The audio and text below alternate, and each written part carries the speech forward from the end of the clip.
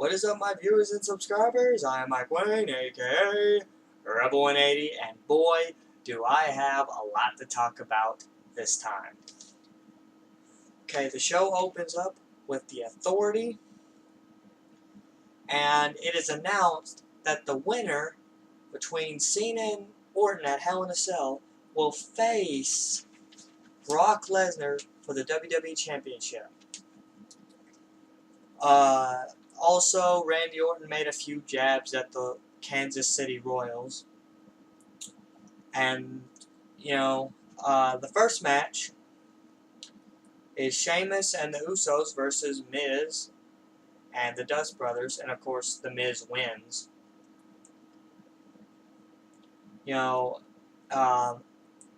Except it wasn't really the Miz. It was Mizdow.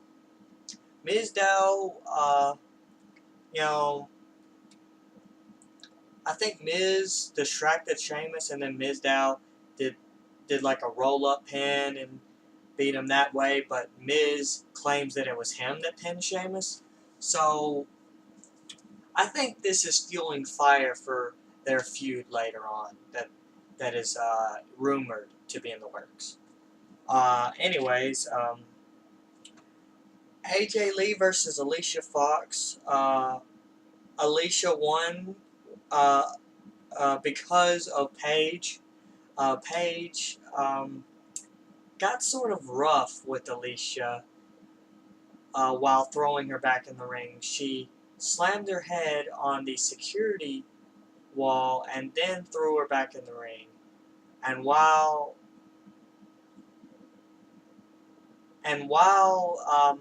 AJ was dealing with Paige or whatever, Alicia sneaks in and does a roll-up pin. Was it? I don't know. But, so, whatever, Orton comes back for another promo. And also, I don't remember exactly when this promo took place, but it was Bray Wyatt talking about, I think maybe he's talking about Sister Abigail, saying she spoke to me, saying that I will leave only destruction and all this. So maybe we could get sort of a Sister Abigail debut soon, hopefully. I'm not a big fan of the overdue debuts. They hype this stuff up for months and months, and you start to get to a point where you think it's never going to happen. And so, I hope this doesn't take too long. So Orton does a promo talking about the history of him and John Cena, about how John Cena is still that punk from Boston, Mass. That thought he could rap, and he goes on a tirade about the Royals never being able to win and all this, and John Cena comes out and says he's the biggest dumbass alive, and he goes on his little tirade, doing his comedy bits and stuff like that, and Heyman comes out and says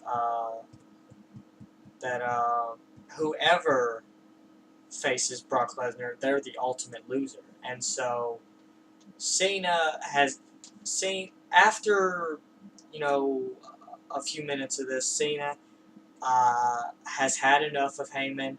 He puts him up for the Attitude Adjustment, and then he drops him and gets RKO'd for his troubles. And then Orton turns around and RKO's Paul Heyman. So Orton's not choosing sides. He's out for himself. Rusev versus Big E. Very good match. I mean, these guys always put on good matches. Rusev also proving that he is what he says he is. He is the ultimate athlete. A big man, like someone the size of Rusev, shouldn't be able to do spinning wheel kicks. But but he does it, and with ease. It's incredible. And Big E throwing some punches, Rusev throwing kicks. Big E does a belly to belly on Rusev, but like always, Big E just cannot break out of that accolade, which is actually a camel clutch, but they keep renaming it for some reason. And then Big Show reveals that he replaced the Russian flag with the American flag, and so it drops, and a soldier appears just as Rusev is about to tear down the American flag, and then he gets kicked while being held back by security guards. So yeah. So we go to the back to the cameras go to the back to check up on Dean Ambrose, and he's watching See No Evil 2, and Cena walks in on him, and he says that he's watching it to prepare himself for the street fight that they're going to have. And it's like he is the only one that actually makes product placement look good. Dean Ambrose is the only one that can make me laugh from product placement. And that's just, it's ridiculous. And he goes on this whole analogy about him being Batman and John Cena being Superman and them teaming up. And, John Cena says, "You're not Batman, you're more like the Joker." And then as Cena is walking away, Dean Ambrose goes, "Why so serious?" And so, rest in peace, Heath Ledger. So now it's Brie versus Summer. Summer, of course, she doesn't get enough credit for being athletic, but she really is athletic. She does She does a spinning back kick, like Stacy Keibler used to do, and and she actually does it better than AJ Lee, I might add. Because unlike AJ Lee, she can actually reach her opponent's head every single time. Yeah. So Brie wins, Of course she does. So we get an Ambrose promo, and he brings out a bag, which no one knows is in it, and then in the bag is a Seth Rollins dummy. And so he rips off its arm. He attacks it with a screwdriver, a hammer. He almost attacks it with a saw, and then he goes for tongs and grabs its crotch with the tongs. And he says that there's nothing down there because Seth Rollins sold his balls to the Authority. And so Seth Rollins comes out, and he's making fun of Dean Ambrose's his little skit, and after some words are exchanged, for the second time this year, we get a random return that no one saw coming. Mick Foley, the hardcore legend, returned tonight. But I'll tell you this right now. He's ruining him. I'm not saying that what he did was a bad thing, but in this era, it pretty much was. He hyped the hell out of this match when it's not really gonna measure up to Mick Foley versus Undertaker or Triple H versus Shawn Michaels. It's not gonna measure up to any of those matches because in this day and age, Hell in a Cell has been downgraded to simply being a singles match with a cage around the ring. That's all it is now. The cage is barely used. No one ever goes to the outside. No one ever falls off the cage or even through the cage. Now, I'm not um, I'm not that, like, I don't enjoy watching others suffer, but for entertainment purposes, you would at least think that a Hell in a Cell match would live up to its name. But in this day and age, you should just get rid of it. I mean, why have a match that doesn't live up to its name? It's just stupid. Like a street fight, which I'm going to get to later. Um, so, Cesaro versus Ziggler. Cesaro wins in semi-impressive fashion. But him and Dolph, I mean, there's just something about Cesaro that brings out the best in everyone. And when you get an athlete like Ziggler, you know it's going to be a hell of a match because these two went at it.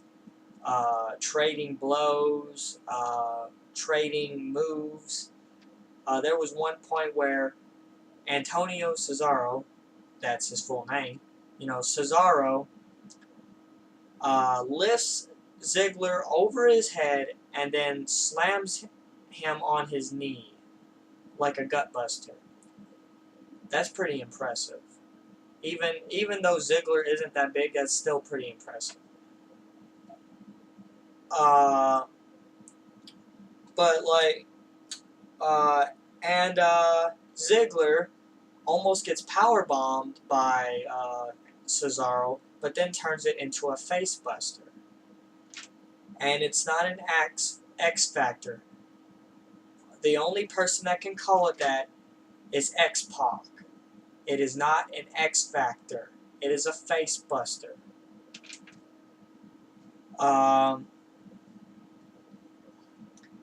So Cesaro wins by pretty much knocking Ziggler out cold.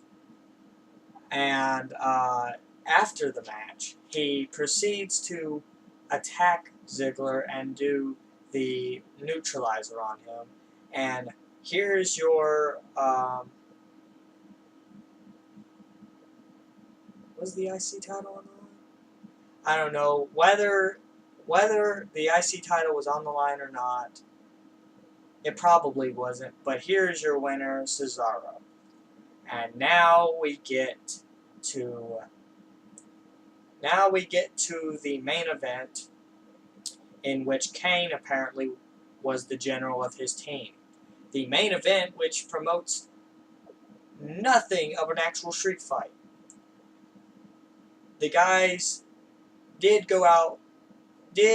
fight in the arena for a while. Never went to the stage though, just around the ring. Then, when we come back from commercial, they're all in the ring and they're tagging each other. It's a handicap tag match. Why are you doing handicap tag rules in a street fight? This makes no sense. The only thing that sort of made this was a street fight was the table spot, the chair spot, and whatever, like, it's just ridiculous that they do this. It's just completely messed up. Why even have a street fight if you're not going to make these guys go to the back or in the streets or something like they did in the Attitude Era? The Rock and Stone Cold fought in the street in an actual street fight. Yeah, they fought in the streets in their street fight. And hell, didn't The Rock throw Stone Cold off a bridge? Yeah. I know you can't do that now because, for one, people are too sensitive. And two, it's PG pretty much. You can't do that. But at least make them fight in the backstage area. I mean, come on. And here's the weirdest part of the whole thing. This so-called street fight turns into a Hell in a Cell match. And they're using the cell to a degree. Dean Ambrose does a suicide dive to Seth Rollins, and he bounces off the cell, you know, that sort of thing. And then we get to the final moment of the entire thing. Randy Orton pushes Seth Rollins. Seth Rollins tries to do his bounce back and then clothesline thing. And then RKO out of nowhere, as expected from the Viper. And then, after he wins, Seth Rollins pops up out of nowhere and does a curb stomp on him. Yeah. So this is turning out to be quite the build-up, on short notice, I might add, for Hell in a Cell. And I can't wait for the pay-per-view. I don't know if Dean Ambrose and Seth Rollins are really going to go down in history like Mick Foley says they will. But it's going to be a good match. I still think Mick Foley hyped it up way too much. It's not going to be that good. But it'll be okay. Anyways, that's pretty much it for me. Please rate and comment. I am Mike Wayne, aka Rebel 180. So long for now.